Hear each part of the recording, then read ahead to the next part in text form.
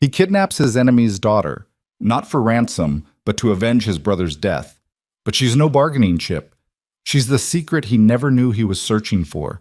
And when the truth comes out that she saved his life years ago, everything he believes about himself begins to crumble. Like, comment the city you're viewing in so I know how far this story has come. And watch to the end, because this is a story you won't want to miss a second of. The storm came in off the water like something that had been waiting all season to arrive.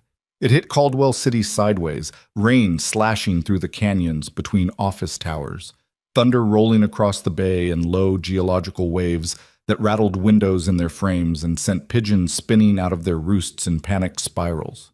By 9 o'clock, the streets in the financial district were nearly empty, the gutters running fast and black, and the traffic lights at Harmon and Fifth were swinging on their cables like they were trying to pull free. Ronan Vescari stood at the floor-to-ceiling window of the 23rd floor and watched all of it without expression. He was 41 years old, broad through the shoulders, narrow at the jaw. He had a scar that ran from his left temple into his hairline, a souvenir from a pipe bomb in a parking garage 11 years ago, the job that had made his name and killed two of his men and left him with a ringing in his left ear that had never fully gone away. His face was the kind of face that made people on elevators look at their phones. Not ugly, exactly, just used.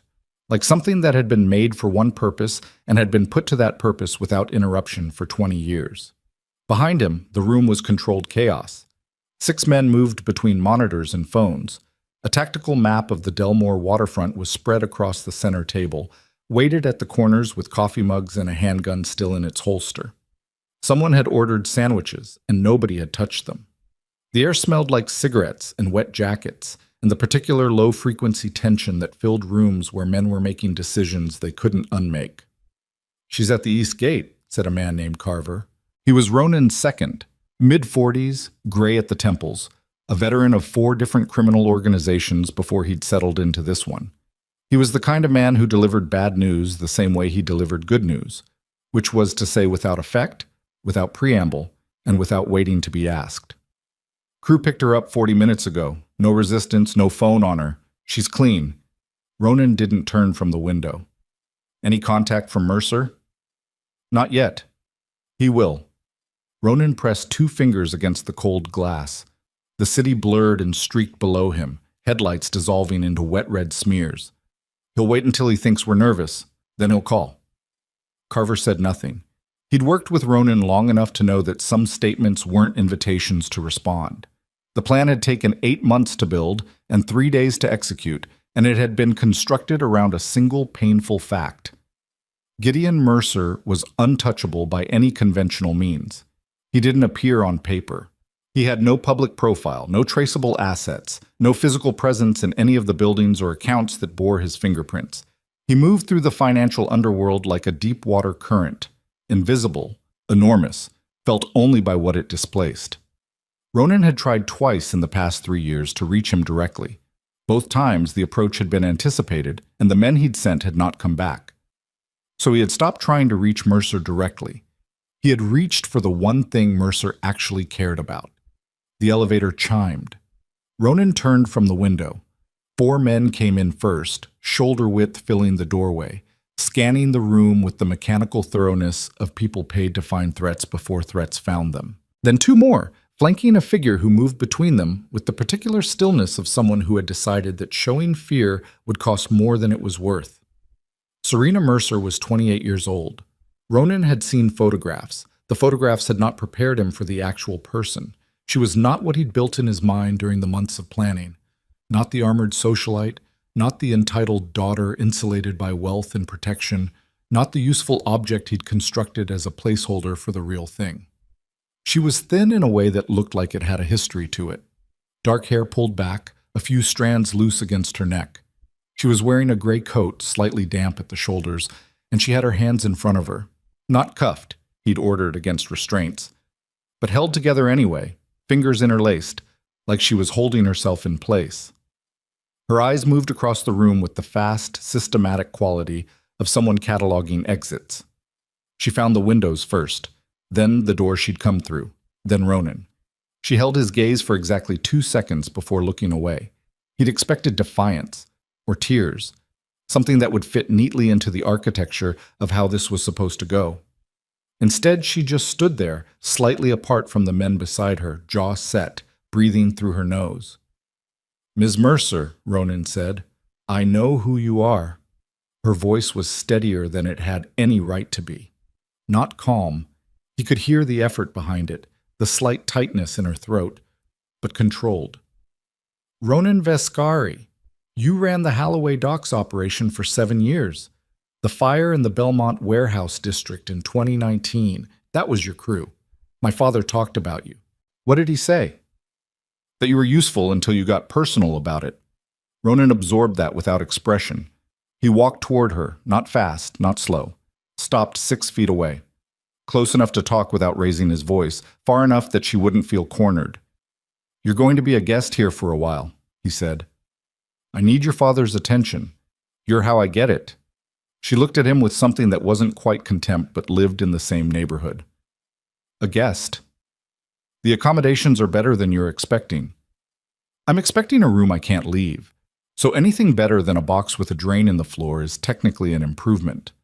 There was something wrong with the sentence. Not the words themselves, but the particular fluency of it. The way she'd reached for that specific image without hesitating. Ronan filed it away without acknowledging it. He nodded at Carver. "Take her to the East Wing." The men began to move. Serena moved with them, stiffly, head up, until they turned the corner into the corridor that led to the secure residential section of the building. Ronan watched until she was out of sight, then turned back to the window and the rain and the city he'd spent 20 years learning to control. His phone buzzed.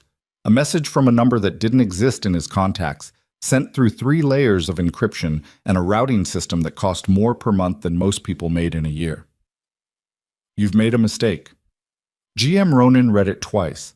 Then he set the phone face down on the table and picked up his coffee, which had gone cold, and drank it anyway. Outside, the storm pressed harder against the glass. The call didn't come that night. It didn't come the next morning either, which meant Mercer was either working an angle Ronan hadn't anticipated, or he was making a point about who controlled the pace of things. Ronan suspected both. On the second morning, he went to the East Wing. He didn't announce himself. He walked the corridor alone, past the 2 men posted at the far end, and stopped outside the door. He could hear movement inside. Small sounds, fabric against fabric, the specific quiet of someone who is awake and trying not to be heard being awake. He knocked twice and opened the door. Serena was sitting on the floor.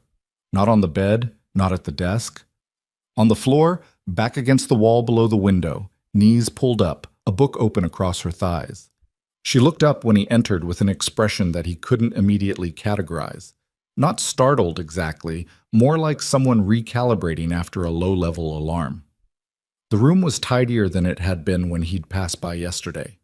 She'd reorganized the furniture, the desk pulled closer to the window, the bed pushed 3 feet from the wall so both sides were accessible, the door to the attached bathroom left open.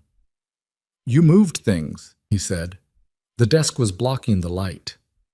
He looked at the window. The light was even, diffused through clouds. Nothing to block or not block. He didn't say that. "Did you eat?" he asked instead. "The coffee was bad." "I'll have them send better coffee." "That's not necessary. It's not a negotiation. It's coffee." He crossed his arms, looked around the room. "Is there anything else you need?" She looked at him the way people look at something that doesn't behave the way it's supposed to.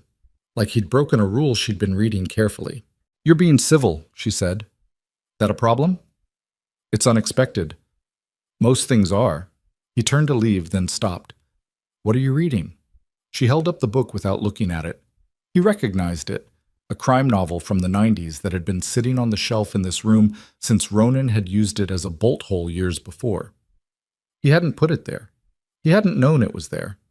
She had apparently found it and started reading it inside of 48 hours, which told him something about her, though he wasn't sure yet what. "Is it any good?" he asked. "The detective is an idiot," she said, "but the woman he thinks he's investigating turns out to be the only competent person in the book." Ronan left without responding, but in the elevator on the way down, standing alone in the metal box as the floors counted off, something moved through him, that he couldn't name and didn't try to. The problem with Gideon Mercer, the actual structural problem, beyond the violence and the money and the layers of insulation, was that he had been operating for 30 years inside the legitimate world as successfully as he operated outside it. He had money in pension funds, hospital networks, university endowments. He had relationships with people who issued licenses and granted permits and sat on the boards of institutions that other criminal organizations needed to function. He was not a criminal who had bought respectability as a shield. He was something more dangerous, a man who understood that the line between legitimate and illegitimate was a performance, and who had mastered both performances simultaneously. Ronan's older brother Dalen had never understood that. Dalen had been a different kind of man entirely, smarter in certain ways, more reckless in others. He had built a parallel financial operation in the city's eastern corridor that had done $7 million in volume before Mercer noticed it. The noticing had taken 13 months. The response had taken 6 weeks. By the time Ronan understood what was happening, Dalen was already dead. The operation was burned to the ground, and 2 of the men who'd built it with him had disappeared in ways that suggested they hadn't been given a choice about it. That had been 4 years ago. Ronan had spent 3 of those years learning everything there was to know about Gideon Mercer. He had spent the 4th building the machine that would deliver the man to him. What he had not spent enough time thinking about was the daughter. This was not, he recognized now, an oversight. It had been a choice. To think of Serena Mercer as a person with a specific weight and specific history and a specific face that looked up at him from the floor of a room with the calm calculation of someone who had survived things she hadn't been given permission to survive, that would have complicated the machinery. So he had kept her abstract until the moment she became real, and now she was real, and he was in the machinery with her, and the machinery was still running. On the 3rd day, Carver came to him with something unexpected. "She asked for a pen," he said, "and paper. Give it to her." Carver hesitated. That was unusual enough to be notable. "She also asked whether the door could be left unlocked." Ronan looked up from the documents he'd been reading. "What?" "She didn't try to go anywhere. She just asked." Carver's face was neutral in the way his face always was, but there was something underneath it, discomfort, maybe, or something adjacent to it. "I said I had to check." Ronan stared at the wall for a moment. Then he said, "Leave it unlocked. Put 2 men in the corridor instead of at the end of the hall." Carver nodded and started to go. "Carver," Ronan stopped him without looking up. "She try to make any calls? Any contact?" "No, she's been reading and sleeping and looking out the window." "That's all?" "She also cried," Carver said with the same flat effect he used for everything. "Last night. Didn't make any noise about it. Salgado heard it through the door by accident." Ronan went back to his documents. He read the same paragraph 4 times. It was Carver again, 2 hours later, who told him what had happened with the underground room. The plan had been to move Serena to the secured sublevel during a structural maintenance window on the east wing. Standard precaution, temporary, 48 hours at most. It was more secure, yes, but that wasn't the only reason. Ronan had been expecting movement from Mercer's people, and the east wing had windows that were technically a vulnerability. The crew had given her 30 minutes' notice, then gone to move her. She had walked to the top of the stairwell that led to the sublevel, looked down it, and stopped. Not stopped like she was resisting. Not stopped with any visible calculation or defiance. Just stopped the way a machine stops when a critical process fails. Completely. Without warning. Without visible cause. Carver had been on the phone with the crew lead when it happened. He described it in the same tone he described everything. But Ronan caught something in the spacing of the words that wasn't there ordinarily. She said, "Please, don't lock me in there." That's it. That's all she said. And then she held the railing, like she needed it. "What did you do?" "Called you, but you didn't answer, so I told them to hold." "And?" "She's still up in the east wing." Ronan was quiet for a long time. The rain had stopped the previous night, and the city outside was washed clean and gray, the kind of post-storm stillness that felt temporary even when it wasn't. "What did she look like?" he asked. Carver thought about it. Actually thought about it, which was not something Carver did performatively. "Like she'd been there before," he said finally. That room, or one like it, like she already knew what it was. Ronan didn't respond. He went upstairs. She was at the desk this time, writing. She heard him come in. He could tell by the slight shift in her shoulders. But she didn't stop writing immediately, and she didn't turn around. I need to ask you something, he said. She finished her sentence, set the pen down, turned the chair around to face him. Up close, in the afternoon light through the window, she looked different than she had the night he'd brought her in. Thinner, somehow, though that was impossible in 3 days. Or not thinner, diminished, like something compressed by its own weight. You don't have to explain about the room downstairs, he said. You're not going down there.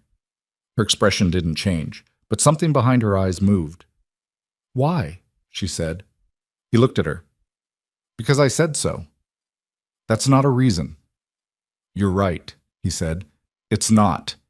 He pulled a chair from the corner of the room, turned it around, sat down with his arms on the back of it.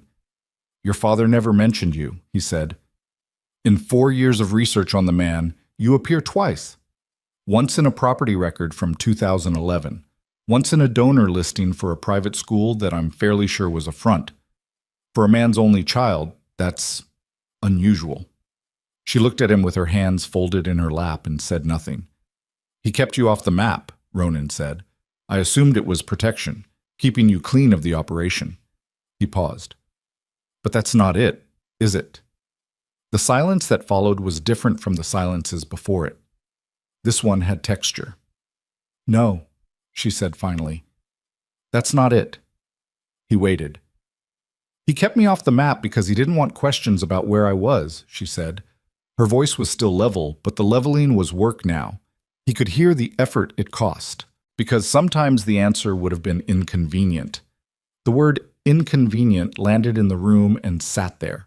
Ronan's jaw tightened, barely visible, a micro-movement that Carver would have caught and most people would have missed. How long? He asked. She looked out the window. The city was still out there, gray and quiet and indifferent.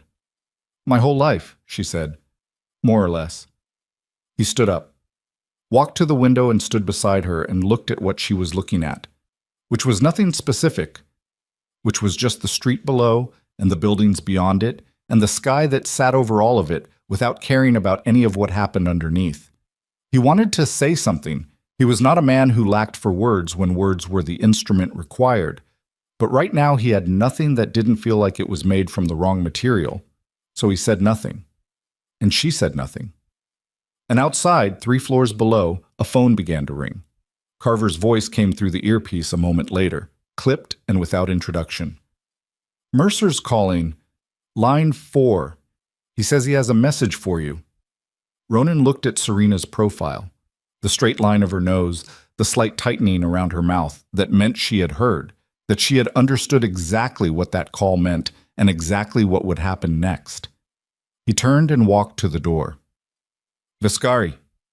He stopped. She hadn't moved, still looking at the window.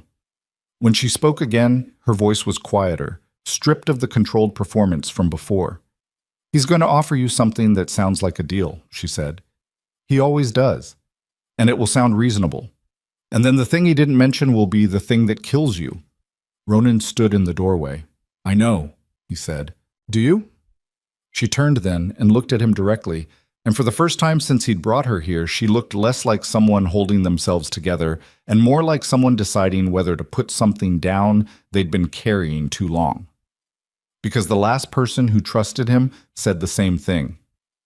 Who was that? She held his gaze. My mother, she said. The phone was still ringing, and in the corridor outside, 2 of Ronan's best men were watching the stairs and the elevator and the doors that led to all the places this could still go wrong.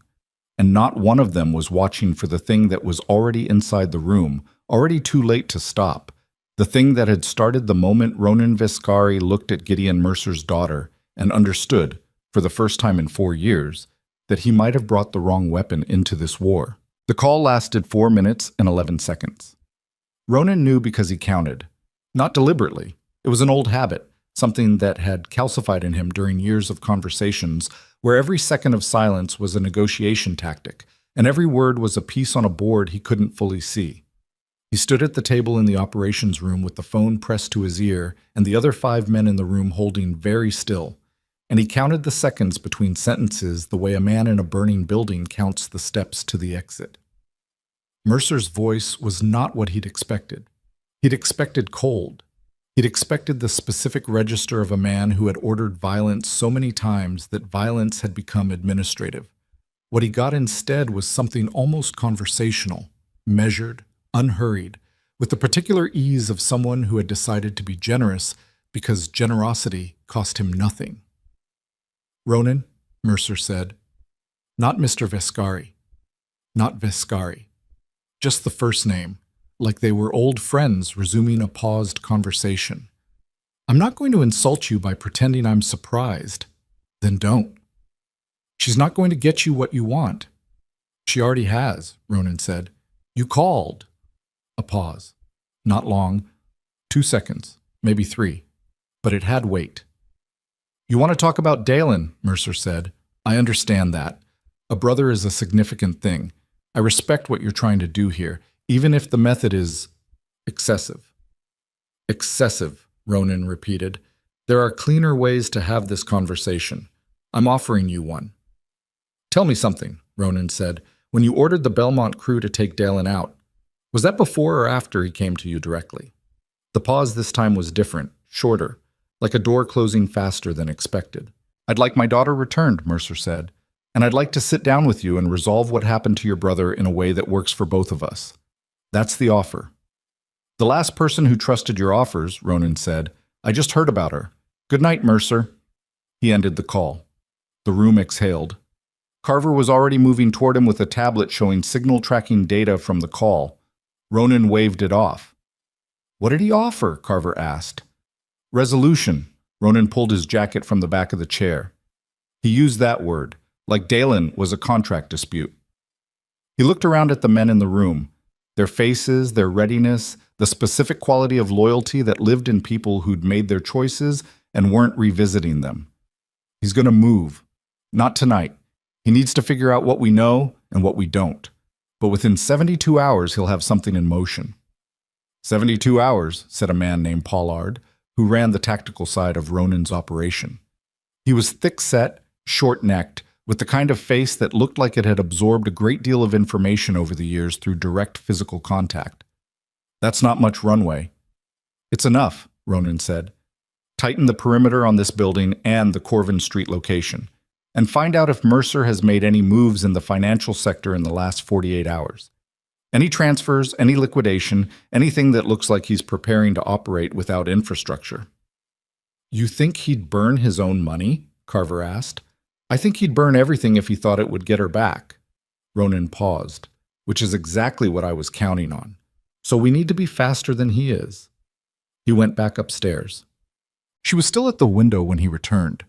She'd heard the conversation, not the words, the building was too thick for that, but she'd heard the tone of things, the way sound carries through walls, not as language but as weather. She knew what a 4-minute call to her father felt like from the inside, and she could read its shape even from outside it. "He offered you something," she said without turning. "He did." "And you said no." "I did." She turned from the window. Her face was composed in the particular way of people who have spent years making sure their faces don't give information they haven't decided to give. "He'll move within 3 days," she said. "He has a structure for this. Protocols. He rehearsed for things like this happening. Maybe not specifically you, but the general category of it. Someone taking something from him." Ronan leaned against the doorframe. "You've seen it before." "I've seen pieces of it." She sat down on the edge of the bed, hands in her lap, the same posture as before, but with something different in it. Less containment, more precision. Like she was choosing what to let him see. "When I was 17, a business rival of his tried to use me as a pressure point. It didn't go the way the man expected." "What happened to him?" "He went away." She said it the way people say things they've decided not to feel anything about. "I don't know the specifics. I know he went away." Ronan was quiet for a moment. "And you?" "And me, nothing. I went back to whatever room I was in, and my father went back to his work, and nobody mentioned it." Her jaw shifted. "The asset was recovered. Operation complete. The word asset sat in the room like something that had been dropped and couldn't be picked back up. Ronan pulled the chair from the corner again and sat down. This was becoming a pattern he hadn't planned for. This room, this chair, this particular quality of conversation that wasn't what he'd come to have and that he kept having anyway. "Tell me about the protocols," he said. Her eyes sharpened. "Why?" "Because you just offered the information." "I offered the existence of the information," she said. "That's different." "Fair." He held her gaze. "So what do you want for the rest of it?" The question landed in a way he hadn't fully intended. Not an interrogation tactic, not a negotiation move, just a direct question from a man who was tired of working around things. She heard the difference. He could tell by the slight recalibration in her expression, the micro-adjustment of someone updating an assessment in real time. "I want to not go in that room downstairs," she said. "Ever, for any reason." "Already agreed to that." "I want to know when something is happening," she said. "Not details, not operational specifics.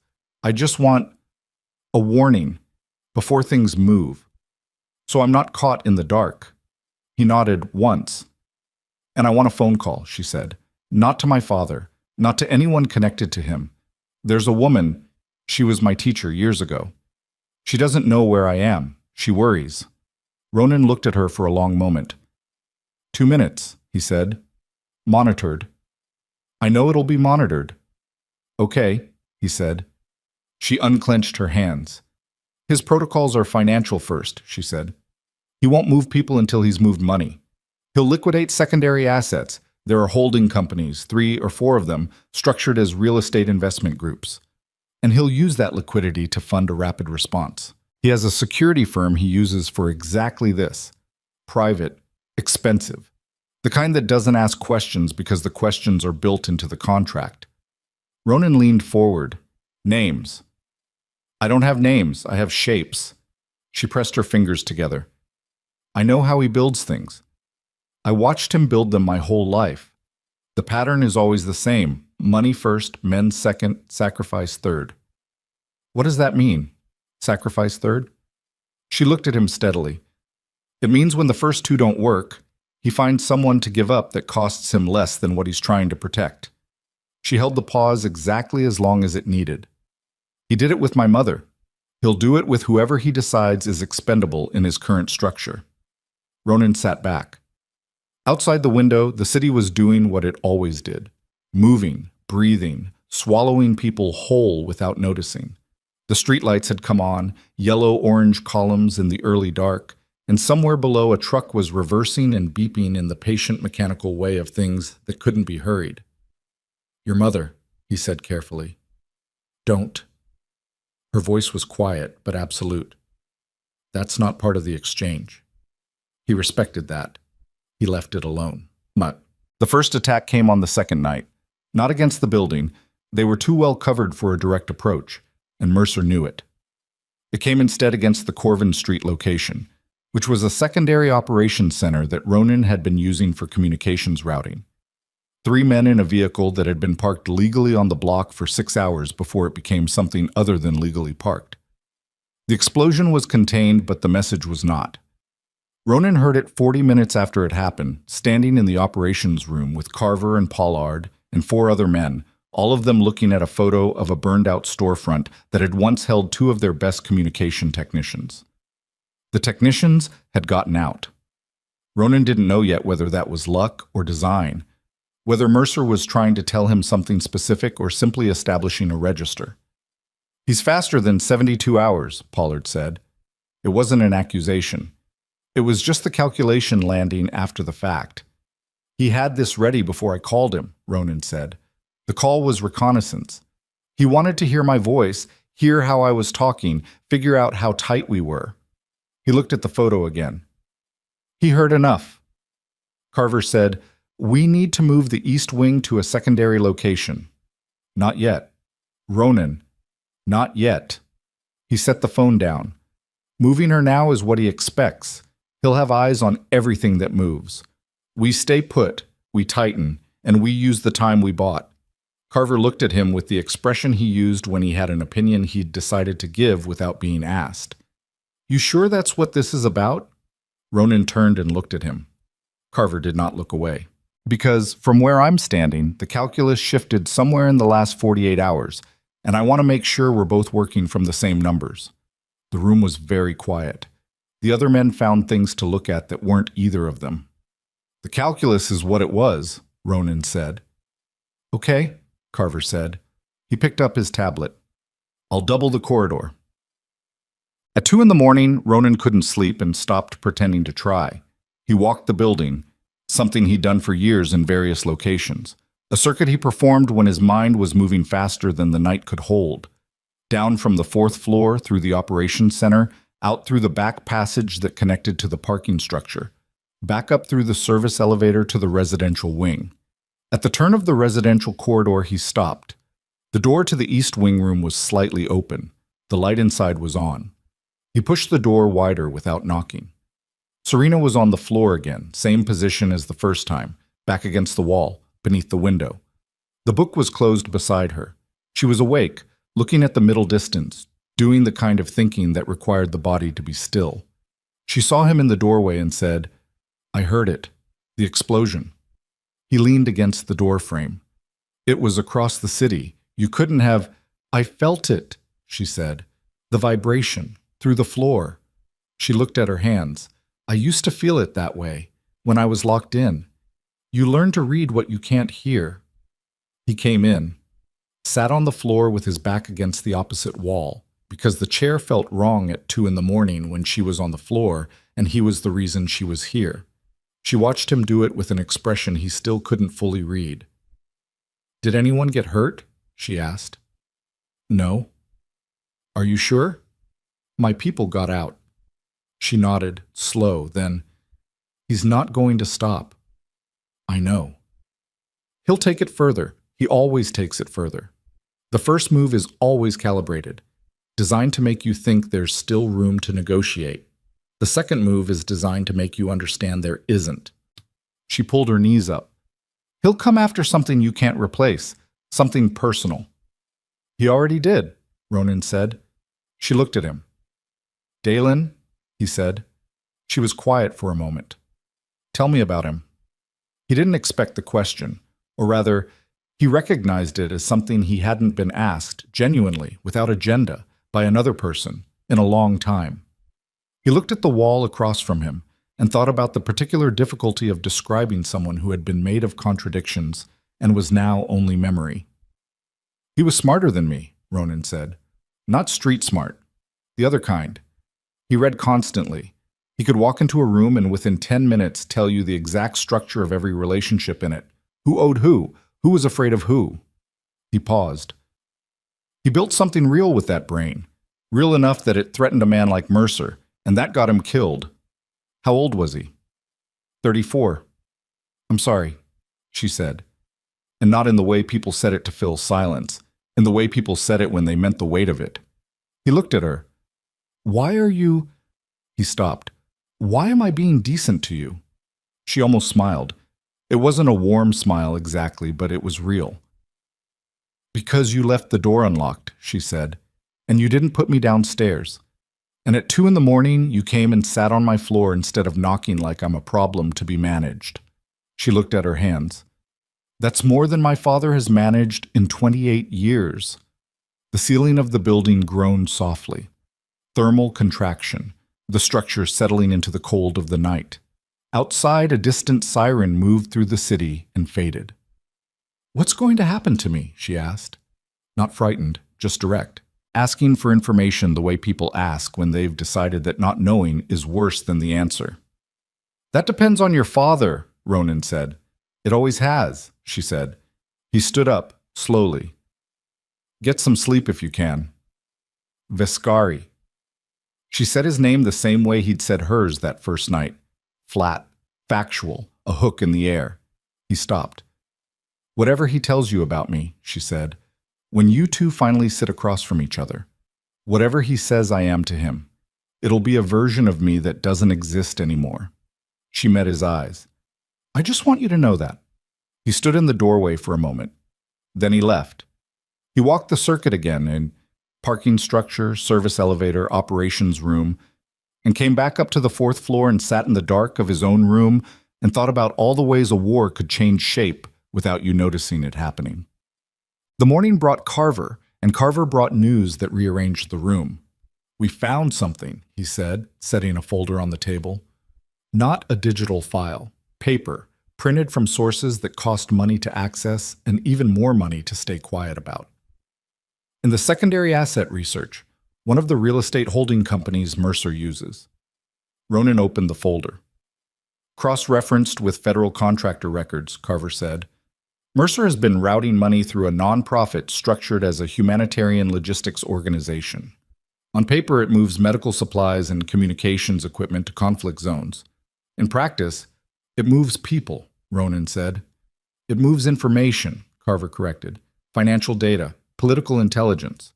There are 3 separate federal investigations that have been quietly opened and quietly buried in the last 6 years, all pointing toward this organization and all going nowhere because the people who opened them were transferred, retired early, or, in one case, found to have irregularities in their own financial records that became very publicly inconvenient.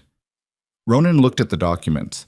Names, dates, routing numbers, the specific texture of a criminal infrastructure that had been built so carefully over so long that it had stopped looking criminal. "This is bigger than what happened to Dalen," he said. "A lot bigger," Carver said. "This is federal-level exposure, political level. If this gets out, if any of this can be substantiated and delivered to the right people without being buried again." "Mercer falls," Ronan said. Not just to me. Publicly. Completely." Carver nodded. Ronan closed the folder. He sat with it for a moment, the weight of what it changed pressing down on the plans he'd made, reshaping them. The war he'd planned was personal. The war this folder described was something else. More destructive in reach, more complicated in execution, more dangerous to everyone in proximity to it, including Serena. He picked up the folder and walked to the east wing. She was at the desk, writing again. She turned when he came in and saw the folder in his hands, and something shifted in her expression.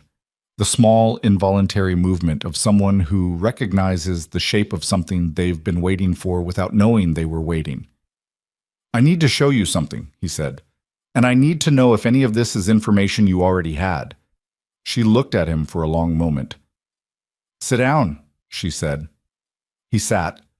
She reached across and took the folder and opened it, and he watched her face as she read. The controlled stillness of it, the way her eyes moved down the pages with a speed that told him she wasn't seeing this for the first time. Not all of it, not entirely. And then the way that stillness cracked, just slightly, around the 3rd page, when she found something she hadn't known, and the not knowing of it registered in the small muscles around her mouth. "The transfers through the logistics company," she said without looking up. "I knew about the company. I didn't know what it was being used for." "But you knew about it." "I knew about a lot of things," she said. "I spent years watching him work. You see things. You file them away because you don't know what else to do with them." She turned a page. "I never had anyone to give them to." Ronan said, "You do now." She looked up, and in the particular stillness of that morning, the city outside starting its mechanical daily self, the building around them holding its breath, the folder open between them full of evidence of crimes that were larger than either of their histories with them. Something shifted in the architecture of what they were to each other. Not warmth, not trust, not yet, not fully, but the first visible edge of it, like a hairline fracture in the wall that had been there since he'd brought her here, finally showing itself in the light. She turned back to the documents. "I can fill in some of the gaps," she said. Her voice was level, purposeful, stripped of the performance it had been carrying for days. "There are names I know that aren't in here. There are accounts. Structures." She pressed her fingertip to a specific entry without identifying it. "This routing. I know where it terminates. It's not in those records." Ronan's phone buzzed on the table. He looked at the screen. It was Carver, and the message was 4 words. And the 4 words were enough to turn the temperature of the room into something entirely different. Pollard just disappeared. "His car's still here." Ronan read it twice. Then he looked up at Serena, who was still looking at the documents, who hadn't seen the message, who was still in the version of the morning that was about information and possibility and the careful, fragile mechanics of beginning to trust. He thought about what she'd said the night before. He'll come after something you can't replace, something personal. Pollard had been with him for 11 years. He stood up slowly. He kept his voice level. "Stay here," he said. "Don't open the door for anyone who isn't Carver or me. If someone knocks who isn't us." She looked up and read his face, and she did not need him to finish the sentence. "What happened?" she said. "I don't know yet." "Vescari." Her voice was sharp, direct, stripped of everything except the essential thing. "What happened?" He looked at her across the folder, across the documents that had changed the shape of everything, across the 3 days that had changed the shape of something else he didn't have a clean word for. "Mercer made his second move," he said. And in the corridor outside, Carver was already moving, and below in the parking structure, a door was open that should have been closed, and the city outside kept doing what it always did. And somewhere in it, somewhere close, Ronan could feel it the way Serena felt explosions through the floor.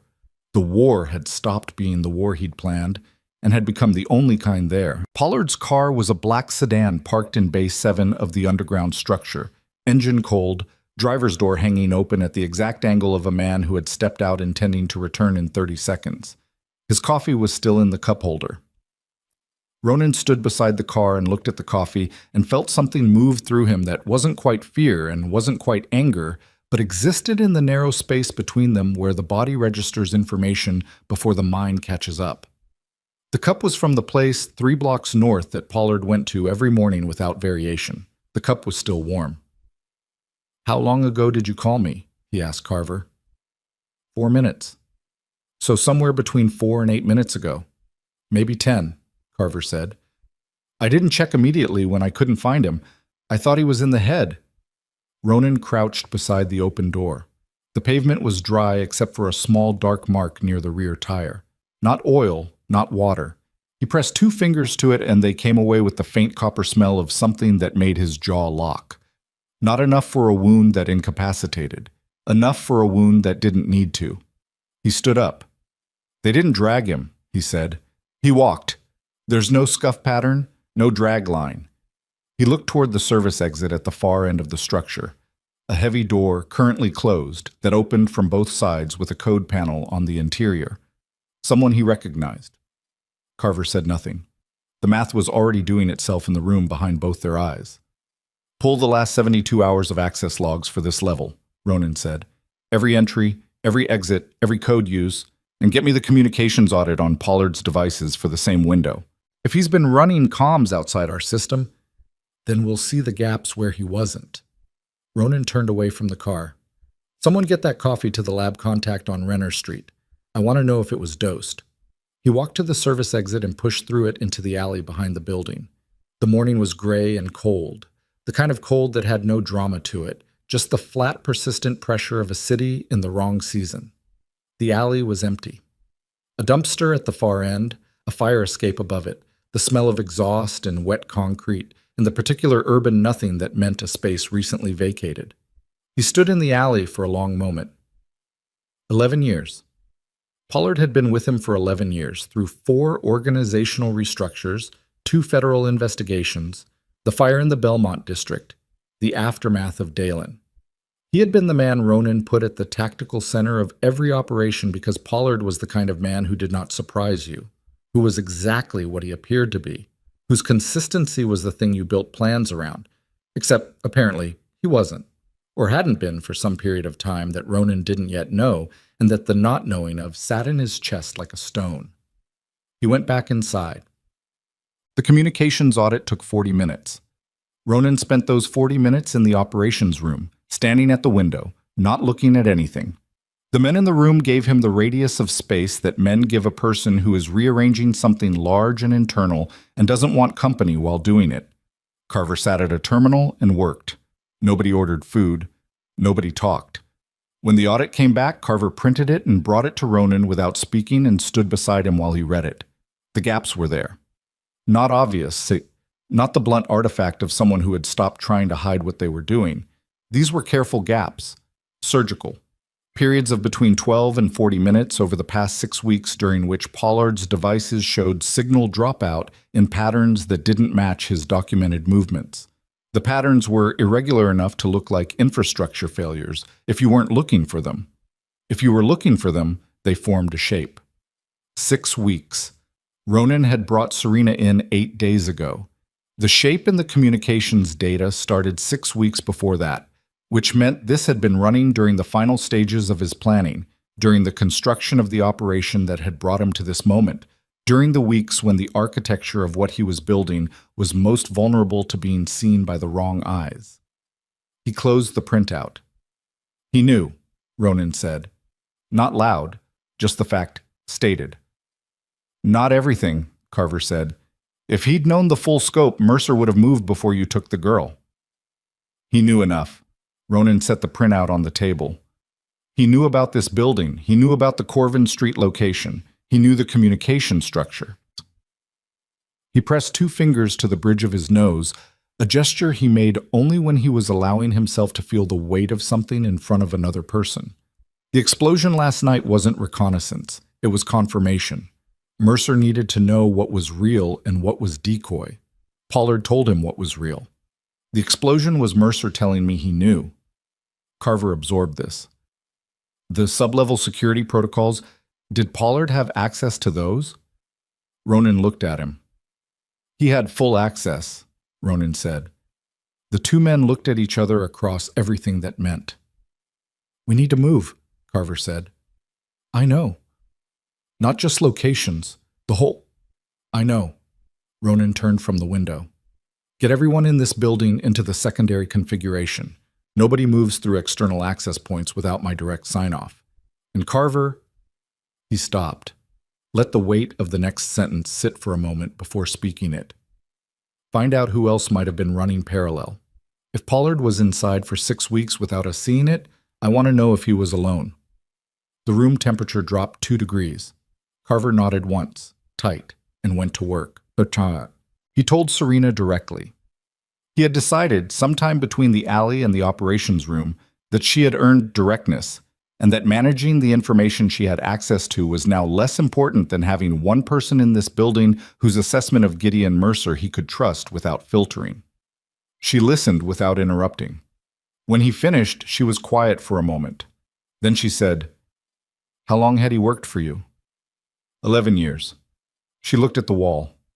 My father is patient, she said. 6 weeks feels like a short investment to him. He'll have had people inside your organization longer than that. People who don't even know their assets yet. People he's just watching, waiting for a leverage point. I know how it works. I'm not explaining how it works, she said.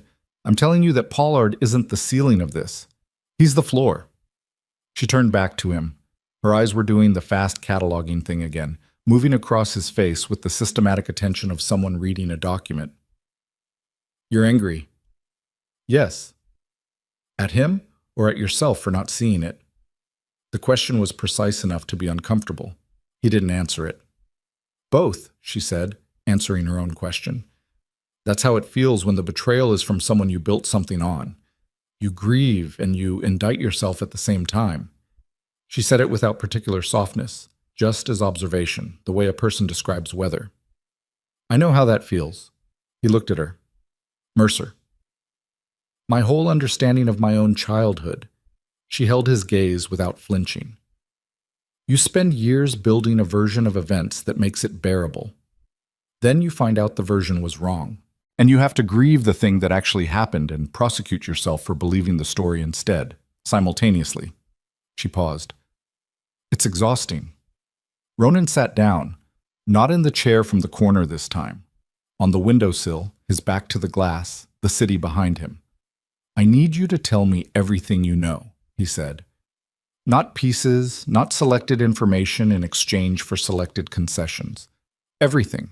Names, account structures, access points, the people he uses that you've seen or heard. He looked at her steadily. I know what I'm asking. I know it puts you somewhere you haven't been before. In danger, she said. More than you already are. Yes. She looked at her hands for a moment, then she looked up. I was already going to, she said. I decided that last night. I just hadn't decided how to say it. She pulled the notepad from the desk. Do you have a secure channel you trust? After Pollard, I assume you're not certain. 1, he said. Carver's direct line. Analog relay. Then use that. She started writing. I'm going to give you 15 names. Some of them you'll recognize, some of them you won't, and those are the ones that should worry you more. She wrote without stopping, the pen moving quickly, the handwriting small and precise. There are 4 accounts in the logistics company structure that aren't in your documents. I know the routing because I watched my father review them when he thought I wasn't in the room. She tore the first sheet from the pad and held it out to him. There's a man named Voss. He doesn't appear in any records connected to my father. He's the one who actually runs the security firm my father uses for operations like the one he's running now. She tapped the name on the paper. He's the one who has Pollard. Ronan took the paper. He won't hurt him yet, she said. He needs to know what Pollard knows about your current configuration. But Pollard doesn't know your current configuration because you hadn't moved to it yet when they took him, which means they're going to be working him for information that will be outdated by the time they have it. How long does that buy us? 12 hours. Maybe less if Voss is efficient. Ronan folded the paper and put it in his inside pocket. Serena. She looked up from the notepad. Why now? He said. You've had this for days. She held his gaze. Because 3 days ago you were still the man who had me brought here in a car with blacked out windows, she said. And now you're sitting on my windowsill at 9 in the morning and I'm more afraid of what's outside this building than what's in it. She went back to writing. Also, she said, quieter, my father took someone you trusted. He does that. He finds the thing that has the most load-bearing significance in your life, and he removes it without warning, so you understand who's actually in control. She stopped writing, didn't look up. I just want, for one time in my life, to be on the side that removes him first. The next 4 hours were the fastest Ronan could remember in years. He ran the Voss name through 3 separate contact channels while Carver restructured the building's communications from the ground up, replacing every compromised line with analog backups that Pollard hadn't had access to. They moved the sensitive materials from the operations room to the 3rd floor, cleared and swept for devices, found one, not Pollard's work, something older, planted in the ventilation system of the communications room that the sweep analysis suggested had been there for months. Months.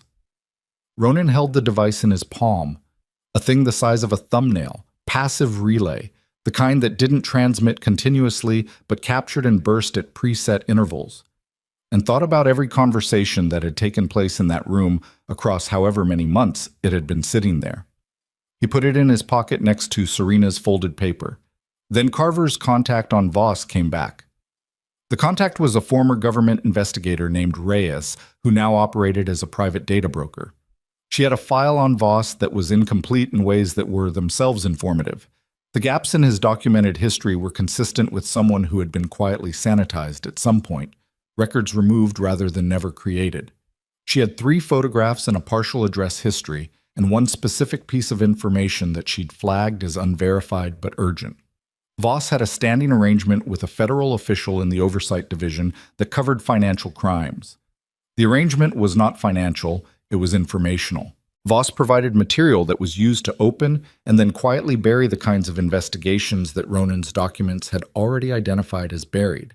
Except the burying wasn't coming from political pressure or financial inducement.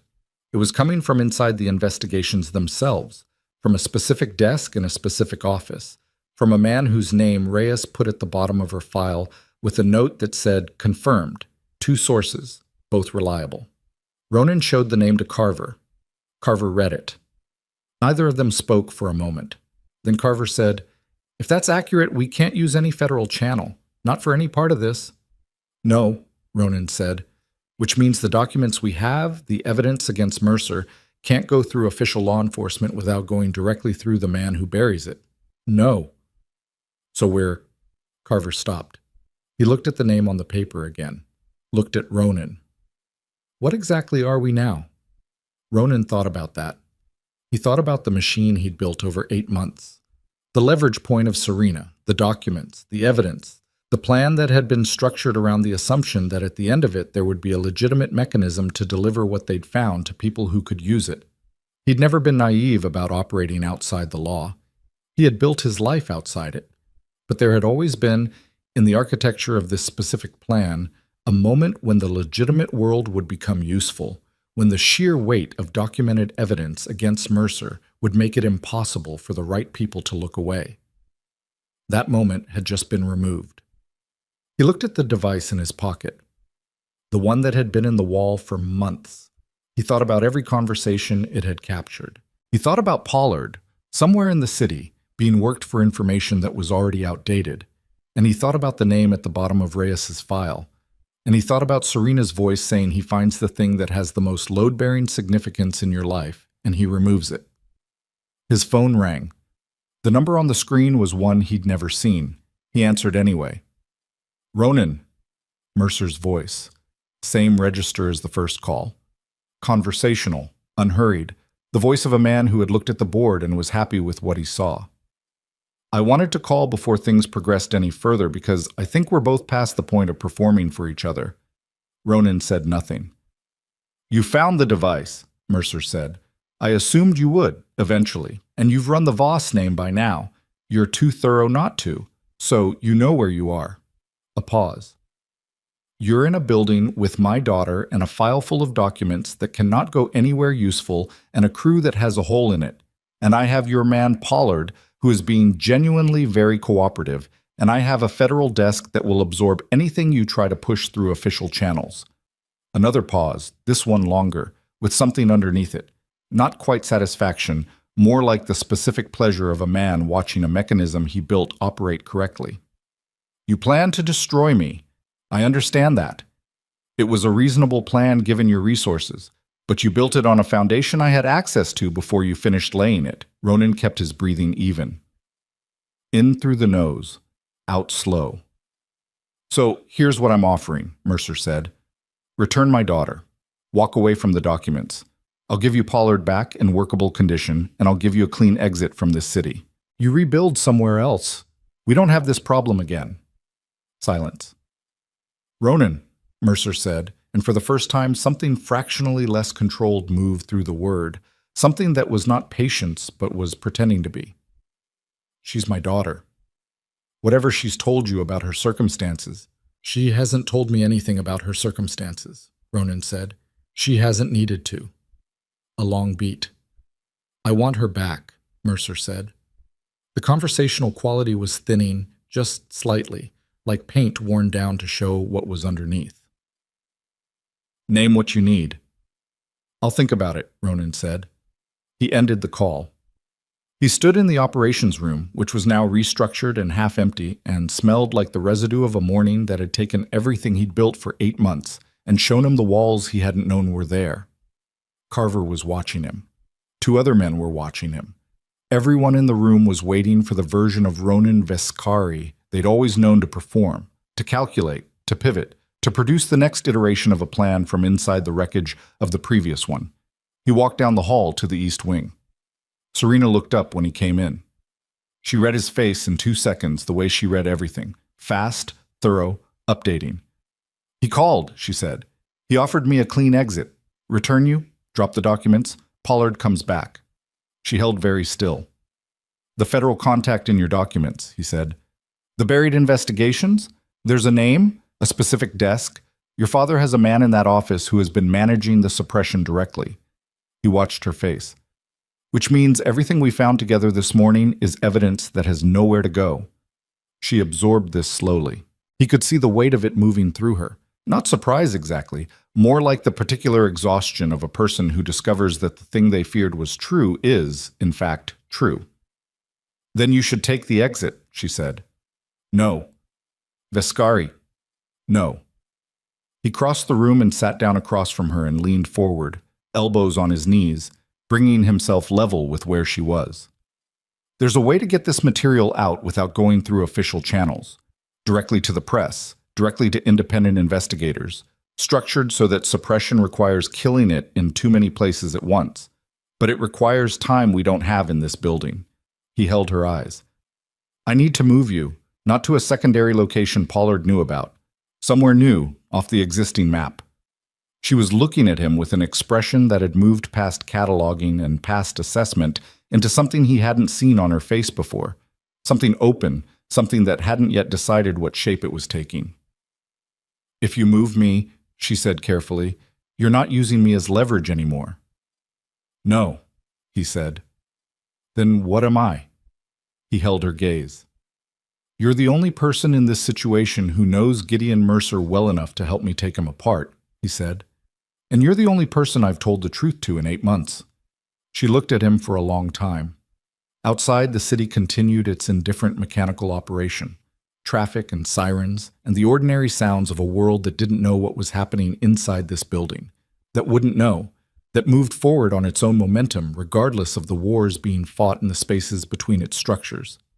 Then Serena reached across and picked up the notepad. "There's a place," she said. "He doesn't know about it. He never knew I had it. I made sure of that very carefully over a very long time." She started writing an address. "It belonged to my teacher. She left it to me." She tore the page out and held it toward him. "If we go there, we're off his map completely." Ronan took the paper. He was already standing, already moving toward the operational machinery of what came next, already calculating what a full extraction from this building required in terms of people and timing and the specific kind of controlled speed that looked like nothing at all from the outside. He was halfway to the door when Carver's voice came through the earpiece, tight and stripped of everything except the essential information. "Ronan, east perimeter. We've got shooters on the adjacent roof. 3 confirmed. They're not shooting yet. They're positioning," Carver said. "Not shooting yet. They want us to move." Ronan understood immediately. The shooters on the roof weren't there to kill anyone. They were there to create a direction, to make the building's east side untenable, to push movement toward the west exit, toward the street, toward whatever Mercer had waiting at the other end of the funnel. "Nobody moves," he said into the earpiece. "Hold every position. Carver, what's the West Street look like?" 2 vehicles, stationary, engine running on the sedan." "There it is." Ronan turned to Serena. "We're not going out the front." She was already on her feet. She hadn't panicked. He registered that with the part of his mind that was still cataloging everything even while the operational part was running at full speed. She stood in the middle of the room with her coat in her hand and her jaw set, and the specific quality of alertness in her eyes of someone who had spent years listening for the sound of doors. "The service elevator," she said. "Where does it go?" "Sublevel, parking structure." "Which exits to the alley?" "Which they'll have covered." "Not if we don't come out where they expect." She pulled the coat on. "Is there a maintenance access between the parking structure and the building next door? Most buildings this age have them. Shared utility corridors, fire code requirements from the 70s. Ronan looked at her for half a second. "Northeast corner of the sub-level, behind the electrical panels." "Then that's the way out." He was already on the earpiece. "Carver. Northeast corner of the sub-level, behind the electrical panels. Maintenance corridor. Get 2 men to it now and find out where it comes out." "On it." He crossed to the desk, pulled open the bottom drawer, took out the secondary weapon he kept in every room he used regularly. A habit so old it had stopped feeling like paranoia and had become simply part of how rooms worked. He checked the magazine. Chambered. He moved toward the door and then stopped and looked back at Serena, who was standing ready, watching him with the focused stillness of someone who had made their decision about this moment sometime in the last 30 seconds and wasn't revisiting it. "Stay behind me," he said. "Close. If I stop, you stop. If I move fast, you move fast. Don't ask questions until we're through." "Understood," she said. No hesitation. They went. The service elevator was 18 seconds of standing in a metal box that smelled like machine oil and trying not to think about what was happening on the floors above while the building held its breath around them. Serena stood with her shoulder almost touching his arm and said nothing. He could feel her breathing, controlled, deliberate, the kind of breathing that was being managed rather than simply happening. The doors opened to the sublevel. It was dim, concrete, the low-frequency hum of ventilation systems and the smell of exhaust and rubber. Bay 7 with Pollard's open car door was visible at the far end, still open, the dome light still on, the small detail of a man's interrupted morning preserved in amber like evidence. Ronan moved left without running. Running was noise, running was panic, and panic was a variable you couldn't control for. He moved fast and low, and Serena matched him with a precision that he didn't have time to be surprised by. One of Carver's men, Reyes, mid-20s, good under pressure, was waiting at the northeast corner behind the electrical panels. He had a flashlight and the kind of expression that meant he'd already looked into the corridor and didn't love what he'd found. "It's there," Reyes said. "Old conduit passage, about 4 feet wide, runs maybe 60 feet before a T-junction. Right goes up into the building next door. Looks like it opens into a utility room. Left is unknown." "Unknown," Ronan repeated. "I didn't want to go far enough to find out without you." "Smart." Ronan looked at the passage. Low ceiling, concrete walls, a single utility conduit running along the top. The flashlight beam hit maybe 20 feet before the dark absorbed it. He looked at Serena. "You good?" She looked at the passage. He watched her look at it. The narrow walls, the low ceiling, the quality of enclosed space. And he watched the particular thing move through her that he now understood, and he watched her push through it with the same compressed effort she'd applied to every hard thing he'd seen her do in the past 5 days. "Yes," she said. He went in first. Reyes behind Serena, the flashlight painting moving shadows on concrete walls. The 60 feet felt like 600. Every sound amplified. Their footsteps, their breathing, the distant mechanical hum of the building's infrastructure through the walls. A sound that could have been anything and was probably nothing. Ronan kept his hand on the wall for orientation and his eyes on the small circle of light ahead and his mind on the variables he could still control, which were fewer than he would have liked. The T-junction opened in front of them. Right, up, into the building next door. The door at the top of the short access stair was unlocked. It opened into a utility room full of water heaters and cable bundles, and the smell of dust and hot metal, and beyond a second door was a service corridor. And at the end of the service corridor was a stairwell, and at the top of the stairwell was a street-level exit that opened into a side alley 1 block north of the building they'd just left. Ronan pushed the exit door open 2 inches and looked. The alley was empty. Not Mercer empty. Actually empty. A loading dock, a dumpster, a service vehicle from a restaurant supply company parked with its rear against a bay door, engine off. No one watching, no one waiting. They'd come out 60 feet north of where they were expected, and the gap in the coverage was real. "Move," he said.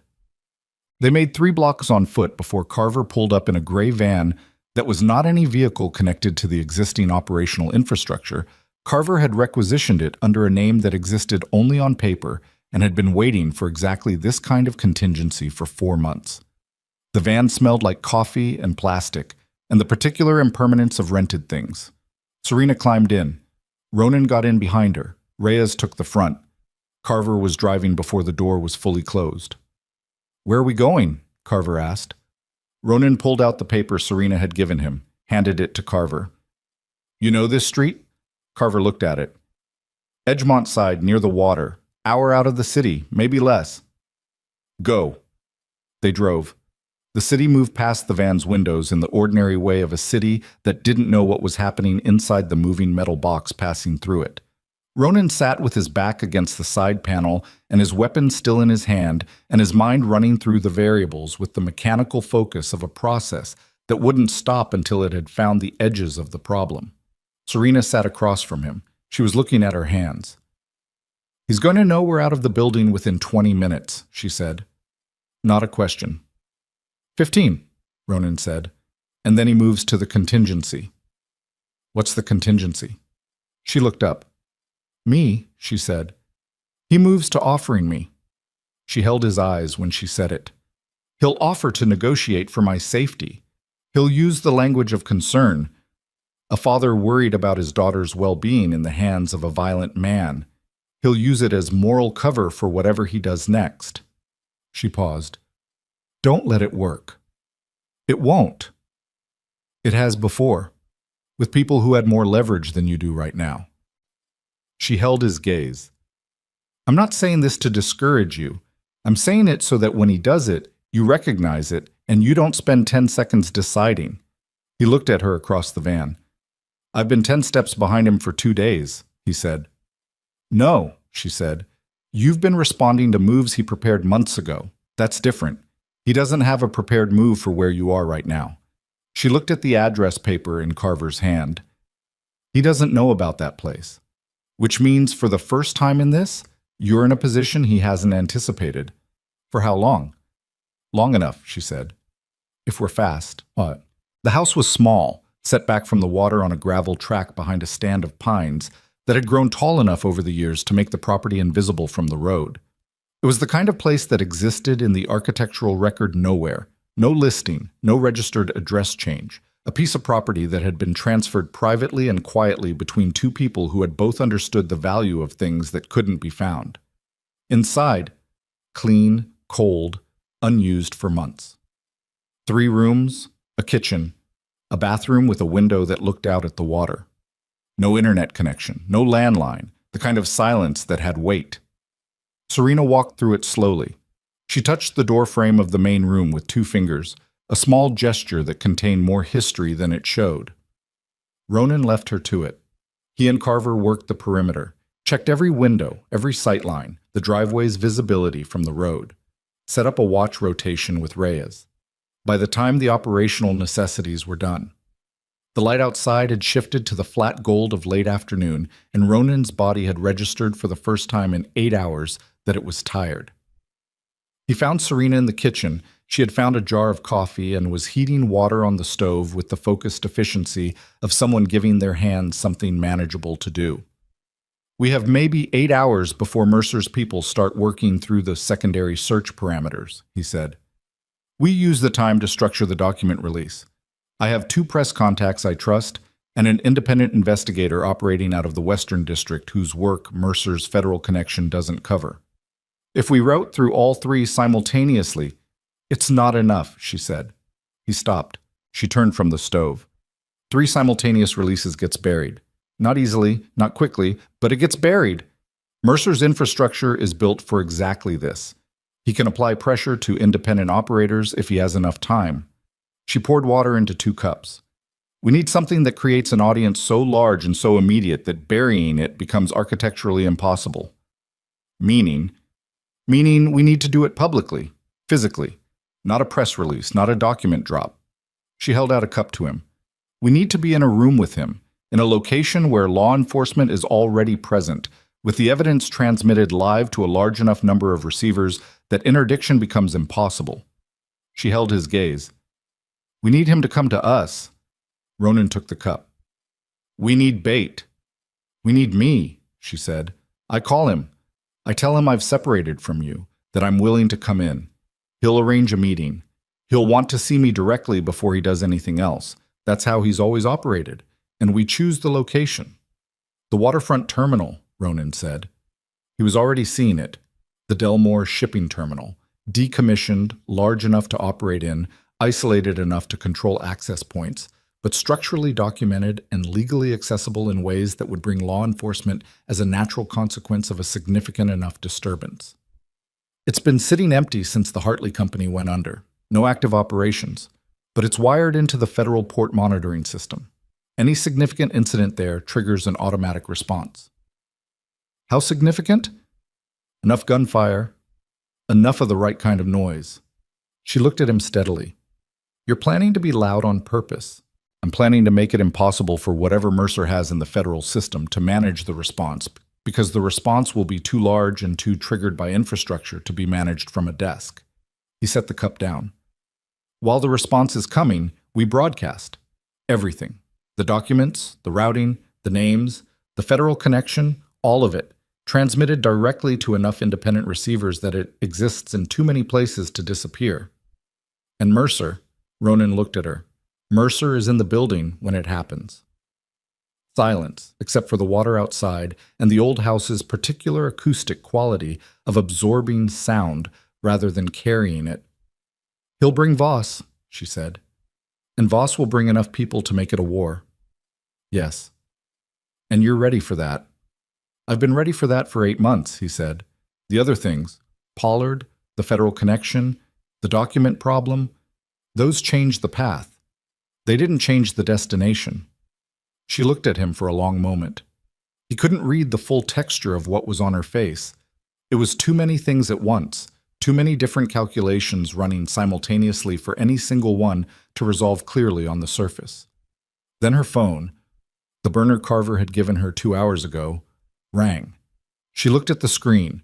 She held it up so Ronan could see the number. He recognized the routing prefix. Mercer's encrypted line. He hadn't given the number to anyone, which meant Mercer had found it, and finding it in under 4 hours meant the coverage of their communications was broader than even the morning's discoveries had suggested, and the breadth of it sent a cold, specific current through the back of Ronan's neck that had nothing to do with the temperature of the room. "Don't answer," he said. She was already shaking her head. "I have to," she said. "If I don't, he knows something's wrong with this approach. We need him to think he's ahead of us." She held the phone. "Let me talk to him." "Serena, I've been talking to him my whole life," she said. "I know exactly what he needs to hear." Ronan held her eyes for 2 seconds. Then he nodded. She answered. "Serena." Mercer's voice, through the phone's small speaker, was the same register Ronan had heard twice, controlled, almost warm, the warmth of a man who understood warmth as a mechanism. "I've been worried about you." "I know," she said. Her voice had changed. Not dramatically. She hadn't become someone else. But the specific quality of guardedness that Ronan had spent 5 days watching her maintain had shifted into something different, something that sounded like the guardedness of a much younger person. Something that sounded like someone who had spent years in small rooms. "I'm okay." "Where are you?" "I got out," she said. I don't want to say where on this phone. Are you safe?" "For now." She closed her eyes for a moment, a gesture Ronan caught, a micro-adjustment she was making to produce the right quality of voice. "I want to come in. I want this to be over." A pause from Mercer's end. Not long, just the length of a man deciding how much to believe and how much to perform believing. "Tell me where you are," he said. "I'll send someone." "No," she said. "Not someone. You." She let the words sit. "I'll meet you. Somewhere I can see you coming." Another beat. "The Delmore Terminal, the old Hartley facility. There's an entrance on the south side that doesn't have active locks. We used to drive past it when I was small. You remember?" Silence. "I remember," Mercer said. "Tonight," she said. "Late. I don't want people around." "Serena." His voice had shifted. Barely, but Ronan caught it. That same fractional thinning he'd heard on his own call with the man, the place where the paint wore through. "I'll be there." She ended the call. The kitchen was very quiet. She set the phone on the counter and stood with her hands flat on the surface and her head down for a moment. Just a moment. Then she straightened and looked at Ronan, and the guardedness was back in its original configuration. Not the younger version, not the performance, just her own. "He believed it," she said. "I know. He'll bring 12 men minimum. Voss will be there." She looked at the window, at the water beyond it going gray in the fading light. "He'll also think he's walking in to collect me, which means his formation will be protective rather than offensive. He won't expect an ambush. He'll expect a retrieval."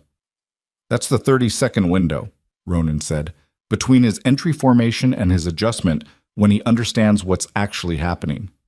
30 seconds isn't much." "It's everything," he said.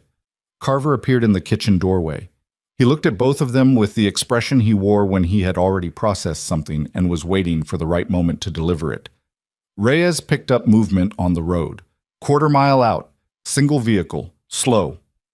Ronan's hand went to the weapon at his side. "They're not stopping," Carver said, continuing past. "Probably a sweep pattern." He paused. "But they're close." Ronan looked at Serena.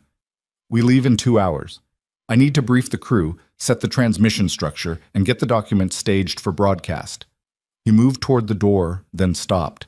The question he wanted to ask was one he'd been carrying since the parking structure that morning and hadn't found the moment for yet. He turned back. "The shooting," he said, 7 years ago, outside the Halcourt building, the public shooting." She went still. He looked at her. Really looked. the way he'd avoided looking at her in the first days because looking had consequences he hadn't been ready for. "I was there," he said. "There was a woman. She was behind me when the first shot came, and she moved. She moved toward me instead of away. She put herself—" He stopped. He let the sentence sit without finishing because it didn't need finishing. "That was you." The kitchen was completely still. She looked at him with an expression that had moved past all the categories he'd learned to read over the past 5 days into something he had no name for. "You had blood on your jacket," she said quietly, "from the man beside you who didn't make it, and you were going to stand up." She held his eyes. "Everyone else was down. You were going to stand up, and whoever was shooting would have had a clear—" She stopped.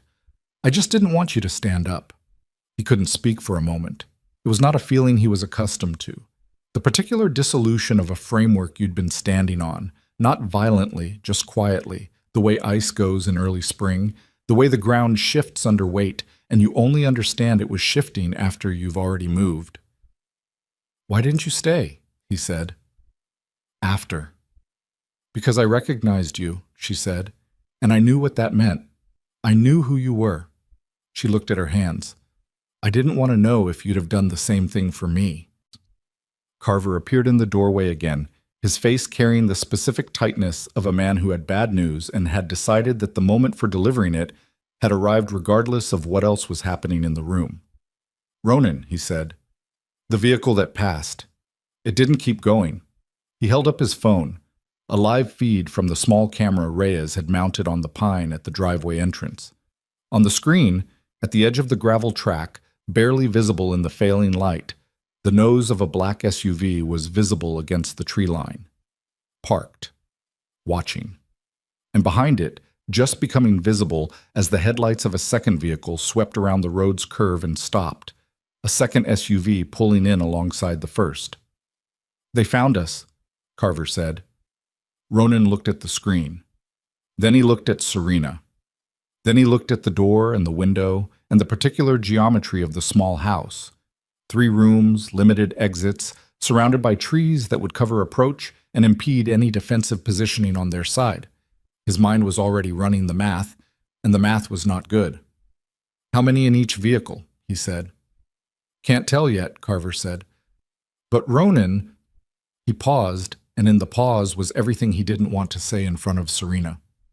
"The transmission structure isn't set up.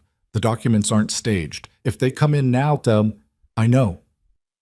We lose the window, we lose the terminal, we lose the broadcast, we lose—" "I know," Ronan said again, harder. He looked at the screen. The SUVs hadn't moved yet, still parked, still watching. The 30-second window Serena had described for the terminal suddenly felt very different applied to this gravel driveway in the failing light, with 3 men, a woman, and a set of documents that the wrong people had now located and would move to take within minutes. He looked at Serena. "The transmission," he said. "How fast can you organize it? Just the structure, just the names, the account numbers, the routing. If I give you a device and 3 contacts, how fast can you put something together that's coherent enough to pull—" "10 minutes," she said. She was already moving toward the table where the folder of documents sat. "Give me the device." "Carver," Ronan said. Carver was already holding out a secured tablet from the go bag. Serena took it without breaking stride. Ronan turned to the window. Outside, the light was almost gone.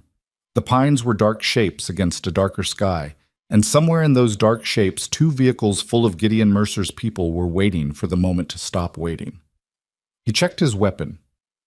Then he looked at Reyes, who had appeared in the doorway behind Carver with his own weapon already drawn and the specific expression of a man who had decided to be completely present for whatever came next. "We buy her 10 minutes, Ronan said. Reyes nodded. Carver nodded. From the table behind him, Ronan could hear Serena typing. Fast, deliberate, without stopping, the sound of someone doing the one thing they'd been given to do and doing it with everything they had. He moved to the door. He put his hand on the frame and felt the old wood under his palm. The grain of it. The particular temperature of a surface that had been here a long time and would be here after this. And he breathed in, slow, all the way down. The kind of breath you take when you understand that the next several minutes will require everything, and that everything is exactly what you have. Outside, a car door opened, then another, and in the dark between the pines, the sound of footsteps on gravel began moving toward. The first man through the tree line was fast and low and professional, and Ronan shot him in the shoulder before he cleared the second pine. Not the kill shot, deliberate. The sound of a man going down in gravel was louder than the sound of a man dropping clean, and loud was what they needed right now. Loud bought seconds. Seconds bought Serena her 10 minutes. The return fire came from two directions simultaneously, which told Ronan that they'd split the approach, half from the tree line, half circling toward the back of the house. He dropped below the window frame as two rounds punched through the glass above him and buried themselves in the far wall, and he moved on his hands and knees to the corner where Carver was positioned behind the overturned kitchen table. "How many?" Carver said. "6 minimum from the front, 2 more going around back. Reyes is at the back door." "He can't hold 2. "No," Carver agreed. From the main room, the sound of Serena typing had not stopped. Ronan registered that with something that wasn't quite relief but was adjacent to it. The sound of someone doing their specific work with a steadiness that shouldn't have been possible, and was anyway. He came up and fired twice through the broken window, not aimed, suppressive, buying the men outside the same currency of pause that they were trying to buy on him, and dropped back down as the return fire punched a line of holes across the wall in a horizontal sweep. "Tablet's got signal?" he called toward the main room. "Partial," Serena called back. Her voice was controlled with the effort of someone biting down on something. "Enough! Give me 4 more minutes." 4 minutes was an enormous amount of time in a house taking fire from 6 men. He looked at Carver. Carver looked at him. The look between them contained 20 years of operational experience and the shared understanding that 4 minutes was exactly what they were going to provide. A sound from the back of the house, a short struggle, something heavy hitting the floor, and then Reyes's voice. "1 down, 1 still outside." "Stay at the back door," Ronan called. He moved from the kitchen corner to the main room entrance, low, fast, 3 steps in a crouch that his knees registered as a complaint he didn't have time to address, and came up beside the front door. Through the narrow window beside it, he could see the approach. 2 men moving up the gravel driveway in alternating cover, professional spacing, the patient advance of people who knew they had numerical advantage and were in no hurry to waste it. He thought about the 30-second window. Here, it was already gone. What he had instead was a different kind of math. They needed 4 minutes of sustained defense. They had 2.5 men to do it with, and the house's structure would begin to fail as a defensive position inside the next 60 seconds as the men outside figured out the corner geometry. He looked at Serena. She was at the table with the tablet, her body partially behind the wall that separated the main room from the kitchen, her hands moving across the screen with absolute focus. Her face was pale, and her jaw was set, and there was a cut above her left eye from a fragment of something, glass or plaster, that had opened a small bright line in her skin that she hadn't stopped to acknowledge. She looked up and caught him looking. 2 minutes, she said. "Okay," he said. He went back to the window. He took a breath, came up, placed 2 aimed shots. The first man in the driveway took it in the thigh and went down sideways, rolling into the gravel, not out, but degraded. The second man returned fire, and Ronan felt the round go past his left ear close enough to be thermal, close enough to make the inside of his chest go briefly electric with the specific animal understanding of how close was. He dropped, his back against the wall, heart working hard and fast against his ribs. Outside, someone shouted something in a clipped professional cadence, a command, a formation adjustment. They were reorganizing, tightening, coming to the conclusion that the direct approach wasn't the efficient one and that breaching the structure was the next logical step. Carver appeared at the kitchen doorway. He had blood on his left forearm, dark and spreading, and he was holding his weapon in his right hand with the compensating grip of someone running on one arm. His expression was the same as it always was. Ronan looked at the blood, and Carver shook his head once. "Not serious. Keep working." "They're going to breach," Ronan said. "I know." 30 seconds. "I know." Carver moved to the window on the other side of the door.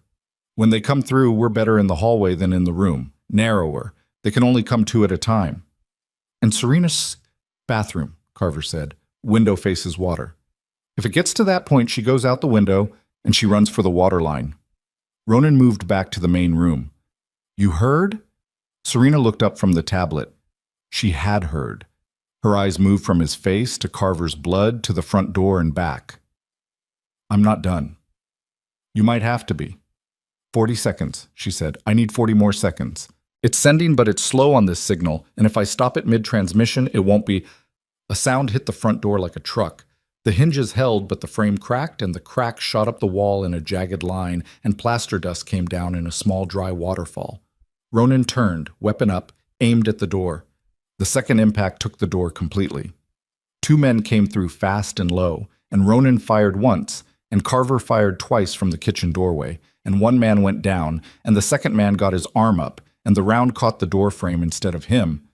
And then they were in close quarters, and it was no longer about positioning, but about who was willing to take what damage to end it. The man was large and trained, and he came at Ronan with the sustained aggression of someone who'd been doing this longer than most.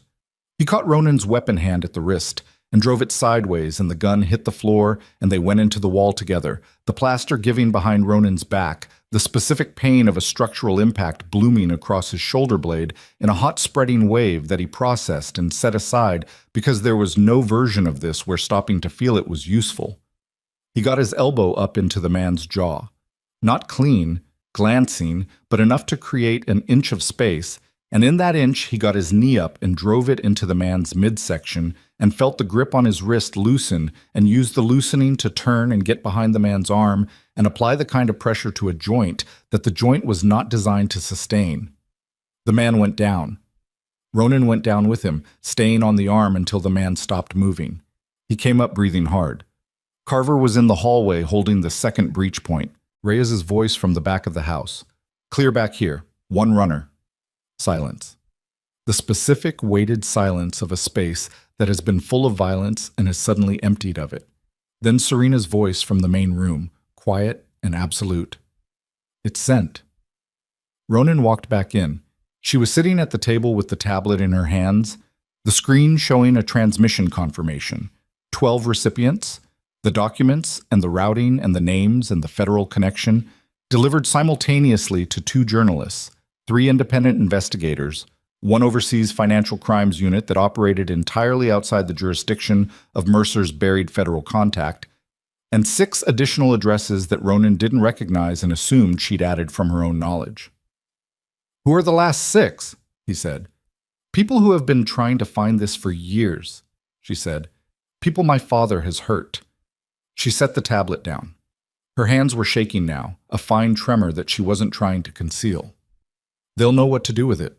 Ronan looked at her cut eye, the blood that had tracked a thin line down toward her cheekbone. He found a cloth in the kitchen, ran it under water, came back and held it out. She took it and pressed it to her face without comment. Outside, in the distance, the sound that had been building for several minutes without any of them having bandwidth to process it resolved into something identifiable. Sirens. Multiple. Moving closer. The runner from the back of the house had apparently made a call. Carver appeared in the doorway. We've got maybe 4 minutes before the first units arrive. We can be in the van and on the Edgemont Road before they establish a perimeter. Ronan looked at Serena. She looked back at him. The terminal, she said. We still need him there. The documents are out, Ronan said. Mercer's exposure is already in motion. We don't need... Yes, we do, she said. She stood up, steadier than she had any right to be, the cloth still pressed to her eye. Because the documents can be fought. Lawyers, time, resources. He has all of those. He's escaped exposure before. The only thing that closes this completely is him, in a room, with evidence presented in real time. In front of law enforcement, he cannot manage because the situation is too large and too immediate. She held his eyes. We finish it tonight, or we don't finish it. He looked at her for a long moment. The sirens were closer. Then we go, he said. The Delmore Terminal at 11 at night was a city that had stopped existing. It stretched along the waterfront in the dark. Enormous corrugated structures, loading cranes standing against the sky like stripped trees, the smell of salt water and rust, and the particular industrial emptiness of a place that had been built for volume and was now running on nothing. The harbor moved beyond it, black and restless, lights from the opposite shore making long broken lines on the water. Ronan moved his crew in through the south entrance 40 minutes before Mercer was due. 4 men, Carver, Reyes, and 2 others who'd met them at an intermediate point. Serena beside him, her cut closed with a strip of tape from the van's kit. Her coat dark in the darkness, her footsteps on the concrete floor making the same sound as everyone else's. They positioned in 3 minutes. Carver took the upper catwalk with Reyes. The other 2 men covered the east and west corridor entrances. Ronan and Serena moved to the center of the main floor, a vast open space under a corrugated roof, loading equipment standing at intervals like monuments to a previous era. The terminal's public communication system still wired and functional, a relic that the decommissioning hadn't bothered to strip. Ronan looked at the system panel on the structural column near the center. Ancient hardware, analog, the kind that broadcast on a frequency that the Federal Port Monitoring System was required by maritime law to maintain a receiver for. "You know how to use that?" Serena asked. "Carver does," he said into the earpiece. "Carver, the comm panel on column 7. "Saw it on the way in," Carver said from above. "I can have it running in 2 minutes when you need it." They waited. 12 minutes. The sound of vehicles on the access road came first. The crunch of heavy tires on the deteriorated asphalt, the specific sound of multiple engines that weren't trying to be quiet because they didn't think they needed to be. Ronan looked at Serena. She was looking at the south entrance. Her breathing was even. Her hands were still. "Whatever happens," he said. She turned and looked at him. He held her gaze. "Whatever happens. You're done with locked rooms."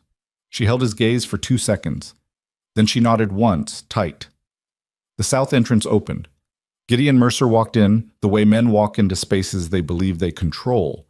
Unhurried, slightly ahead of the 4 men flanking him, his eyes adjusting to the terminal's dim operational lighting, with the practiced ease of someone who had stood in rooms like this before. He was older than his photographs. 70, perhaps? Lean in the way that lean men become angular with age, wearing a coat that cost more than the vehicles outside. His face was the face of a man who had never once been the one waiting. He saw Serena first. Something crossed his face. Not relief.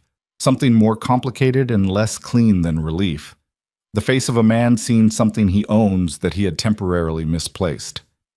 Then he saw Ronan, standing 6 feet to her left, and the complication on his face resolved into something simpler and colder. Voss appeared behind him, a compact man in his 50s with the physical economy of someone who had spent decades doing violence as a profession. His eyes moved across the space with the systematic speed of genuine expertise, cataloging threats with the same quality that Serena used to catalog exits. He found Carver on the catwalk in the first pass. His jaw tightened slightly. "You came," Mercer said. His voice filled the terminal space with the confidence of a man who believed the room was still his. "You knew I would," Ronan said. "I knew Serena would." Mercer looked at his daughter. "Are you hurt?" She looked at him. "The cut above my eye is from your people breaking into a house," she said. "So, in a manner of speaking, yes." Something moved through Mercer's expression. He managed it quickly. "Come here," he said. "No," she said. The word sat in the terminal space, and the space was large enough to hold it without diminishing it. Mercer held his composure with visible effort, the kind of effort that looked like stillness unless you were looking for the cost of it. "Serena, I know about the logistics company," she said. "The 14 accounts, the federal desk. I know about Voss's arrangement with the oversight division. I know about the 3 buried investigations." She held his eyes. "I know about my mother." The terminal was completely still. "Carver," Ronan said into the earpiece. "Comm panel." Mercer heard it. He looked from Ronan to the structural column to the panel, and the composure cracked. Not dramatically, but cleanly. A single clean fracture across a surface that had been presenting itself as unbreakable. He looked at Voss. Voss was already moving. Carver's voice from above. "Panels live, broadcasting." And then the terminal became everything at once. Voss's men moved from three directions, and Ronan's positions answered them, and the corrugated walls amplified the sound into something enormous. Gunfire in a large enclosed metal space is not the contained report of a film, but a physical event, a pressure wave that hits the chest and rings in the skull and fills every other sensory channel with its insistence. Ronan moved behind a loading dock pillar, returned fire twice, tracked Voss across the floor with his eyes while managing the immediate threat in front of him. Mercer had pulled Serena. Not violently. There was the particular ugliness of a habitual violence that had learned to look like something else, learned to present as a firm grip rather than a restraint, learned to move fast enough that by the time it registered, it was already accomplished. He had her arm, and he was moving toward the elevated platform at the east end of the terminal. The supervisor's deck, 15 feet up on a steel staircase, a position that gave him height and a view of every approach and a bargaining chip if his men couldn't end this on the floor. Ronan saw it. He came from behind the pillar. Voss stepped in front of him. The two men were 6 feet apart, and both weapons were up, and the specific frozen geometry of that moment contained everything it always contains, the absolute clarity of what happens if either man moves a degree in the wrong direction. Voss was good. Ronan had known he would be. His eyes were steady and his hand was steady, and his body was positioned with the slight sideways orientation of someone trained to minimize target profile.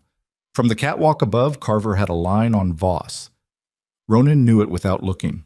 Carver also had no shot that didn't risk crossing the floor where two of their own men were still engaged. 6 feet, two weapons, neither moving. "The broadcast is running," Ronan said. He said it to Voss, but he said it loud enough for the terminal and the comm panel and the port monitoring receivers and every law enforcement unit that was already. He could hear it, the distant layered sound of it, growing as it had been growing for the last 4 minutes, converging on this facility. Your name is in it. Your arrangement is in it. Every account, every buried investigation, every decision. It's been received in 12 locations across 2 countries. There's no version of tonight where you suppress it. Voss looked at him with the eyes of a man running his own calculation. "Put it down," Ronan said. A long moment. Then Voss lowered his weapon 2 inches. Not surrender, but the first movement toward it, the fractional acknowledgement of a man who was a professional and could read a position clearly. Ronan didn't wait for the second movement. He crossed the distance, took the weapon, and kept moving. Up the staircase. The metal rang under his boots, each step a struck note in the metal and water acoustics of the terminal, and he came up onto the platform and found Mercer standing at the far edge of it, with Serena in front of him and a gun against her ribs. She was not making it easy for him. She was braced, her weight distributed, her body angled in the way of someone who had been thinking about this moment, who had perhaps, in the back of some room across some number of years, rehearsed a version of it. Mercer looked at Ronan over her shoulder. "You've destroyed everything I built," Mercer said. His voice had changed. The conversational ease was gone. What was left underneath it was older and harder and less managed, the actual man, stripped of the performance by the particular pressure of losing. "You destroyed it," Ronan said. "I just documented it." "My daughter is part of that documentation," Mercer said. "You used her." "You used her first," Ronan said. "For 28 years. Mercer's jaw tightened. His hand on the weapon adjusted, the knuckle going white, and Serena felt it, and her body registered the change in a small, involuntary tensioning of her shoulders. "You know what the difference is between us?" Ronan said. He kept his voice level. He kept his weapon on Mercer and his eyes on the weapon at Serena's ribs and the 6 feet between himself and that weapon, which was both everything and not enough. "I built everything I have on people I trusted. You built yours on people you controlled. One of those structures holds when it's tested." "And the other one," Mercer said. "Is standing on a platform with a gun," Ronan said, 15 feet above a burning position, with law enforcement in the building. He could hear them. Boots on the terminal floor below, the clipped calls of entry teams, flashlight beams cutting through the lower levels dark in systematic sweeps. Mercer heard it too. Something final moved through his face. Not defeat, exactly. Something more complicated than defeat. The specific expression of a man who has lived so long inside a structure of his own construction that the structure collapsing and the man collapsing are the same event. "Serena," he said. Her name in his mouth had a quality Ronan hadn't heard from him before. Not the mechanism of a man managing an asset, but something older and more damaged than that. Something that might once have been the voice of a father before whatever he'd done with that voice in the intervening decades. She turned her head slightly. I kept you safe, he said. You kept me contained, she said. You called it the same thing. His hand moved. Not the guns. The other hand releasing her arm. A small movement, an enormous movement. Serena stepped forward and to the side, and she was clear. Mercer lowered the weapon. And then, before Ronan could process what was happening, before the calculation of distances and angles could update, Mercer stepped back. One step, two, until his heels were at the platform's edge and the burning structure below. A fire had caught in the southeast corner of the terminal floor. Something ignited in the exchange down there, sent orange light up the walls behind him, silhouetting him against it. Dad. Serena's voice stripped of everything else. Mercer looked at her, not at Ronan, at her, the last look of a man deciding which version of himself to be at the end, and choosing, perhaps, the only one he could still afford. I'm sorry, he said. He stepped back off the platform. Ronan lunged and caught the railing and looked down. The fall was 15 feet into the burning lower section.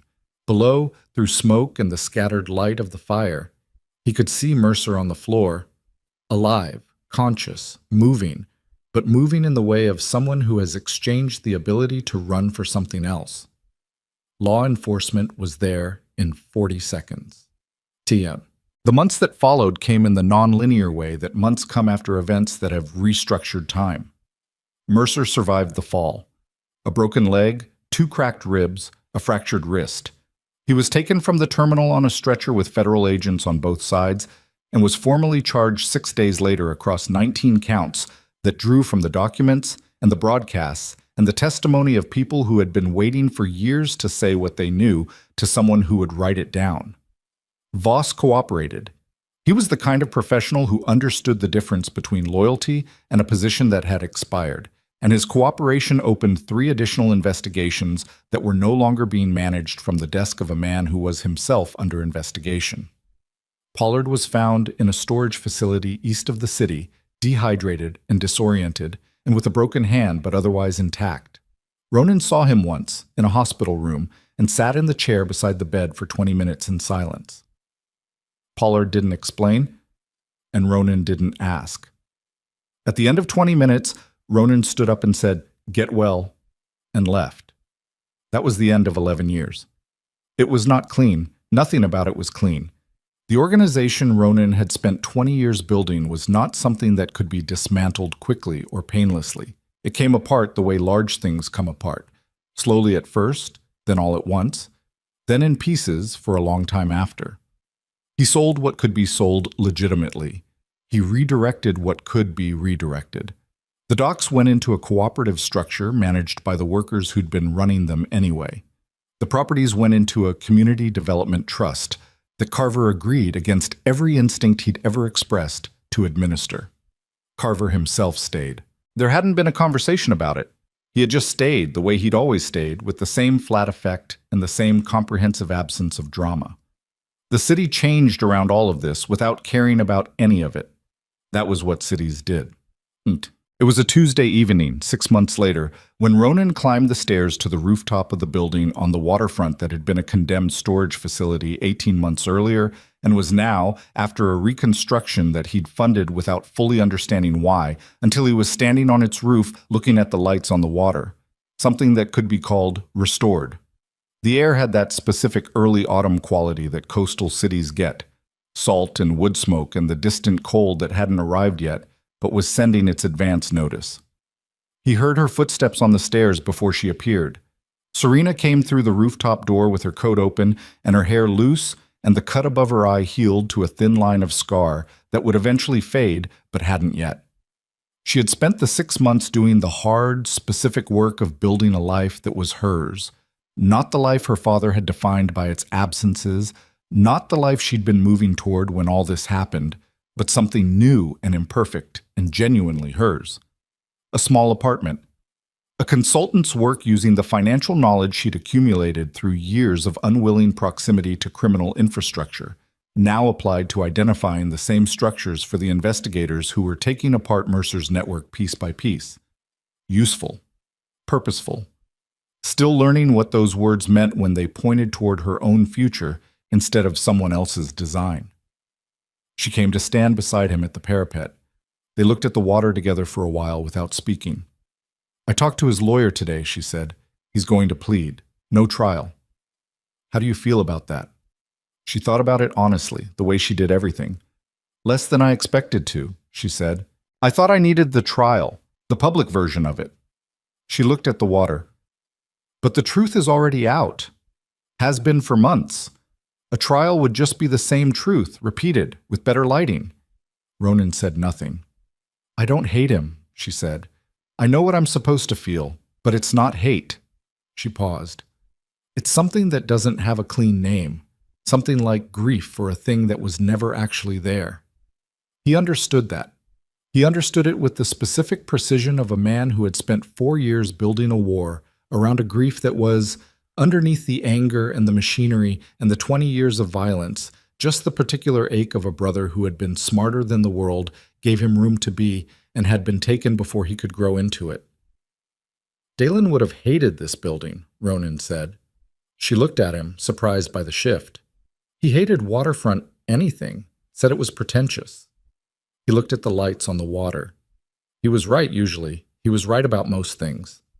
She didn't say anything for a moment. Then, "Tell me something else about him." He thought about it.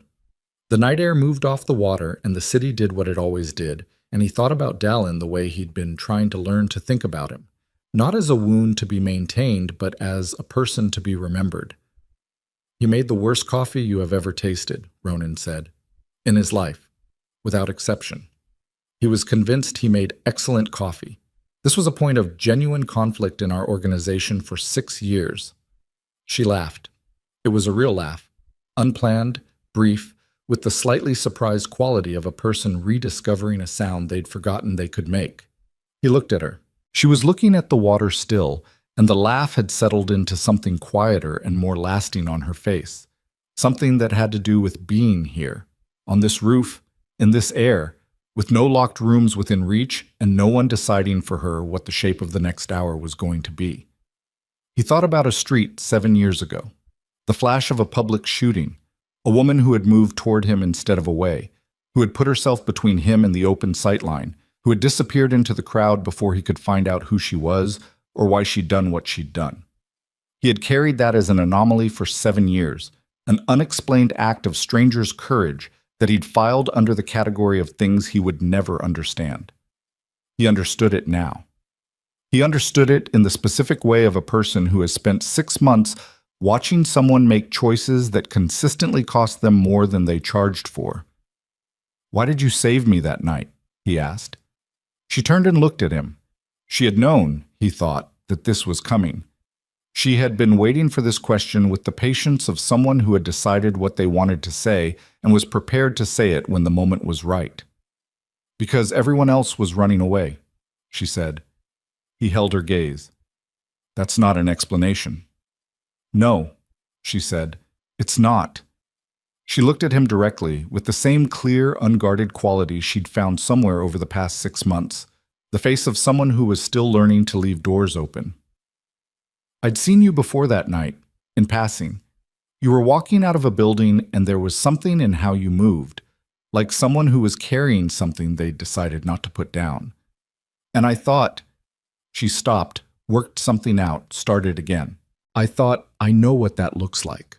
I know what it costs to walk like that. And I didn't want whoever you were carrying it for to have to carry it without you." The city lights on the water moved.